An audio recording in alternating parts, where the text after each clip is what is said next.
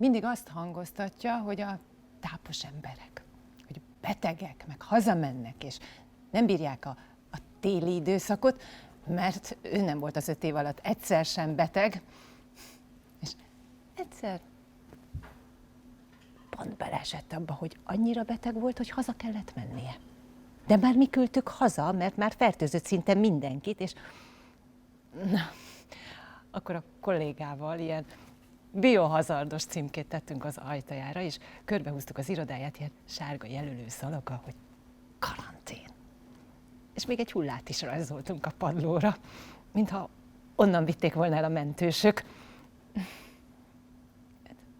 Akkor még az elején volt a kapcsolatunk, és gondolkoztam, hogy lehet, hogy ez egy kicsit erős lesz, és nem veszi alapot. De aztán abszolút jól reagált rá, és azóta is kint van az ajtaján ez a biohazard felirat, és hogy belépni tilos. És innentől kezdve azért mindig megy ha valami adódik, ugye a kisebb-nagyobb ugratások. Így.